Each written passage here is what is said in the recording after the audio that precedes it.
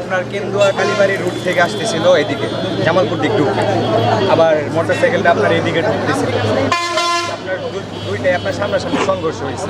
হয়তো আপনার এই যে এই পুরসভা গেটটার জন্য হয়তো ট্রাকটা ভালোভাবে দেখতে পারে নাই, টার্নিংটা নিচ্ছিল আপনার। তারপর আপনার ট্রাকের চাকাটা হেরা পড়ে যাওয়ার পর ট্রাকের চাকাটা আপনার এর উপর দিয়ে গেছে। এর উপর দিয়ে যাওয়াতে যে পিছনে ছিল সে আপনার স্পট ডেড হয়েছে, আর যে চালক ছিল সে আপনার ওই অবস্থায় পড়েছিল রাস্তায়। তারপর তাকে ওঠানো হয়েছে, ওঠানো হওয়ার পরে আপনার এখানে ধরে দোকানে নিয়ে আসে পানি ডালা হয়েছে। সে হালকা সুস্থ হওয়ার পরে ফায়ার সার্ভিস তাকে নিয়ে চলে গেছে, আর যে স্পটেড সে এখানে আছে। এনজিওর কিস্তি প্রথমবার বিকাশ পেমেন্ট করলেই 20 টাকা ইনস্ট্যান্ট ক্যাশব্যাক।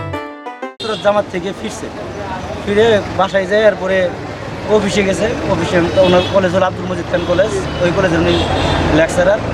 ওই কলেজ থেকে ফেরার পথে ওনার সাথে আরও কলিগ আছে যারা ওই দিক থেকে কেন্দ্র কালীবাড়ি থেকে আপনার ট্রাক আসতেছে, সারের ট্রাক, আর এদিক থেকে ওনারা আসতেছে। উনি এখানে এদিকে আইসের মধ্যে সংঘর্ষ হয়ে মারা গেছে আর কি।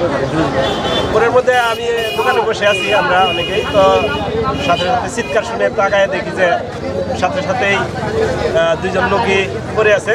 মোটরসাইকেল এবং হেলমেট অনেক দূরে চলে গেছে।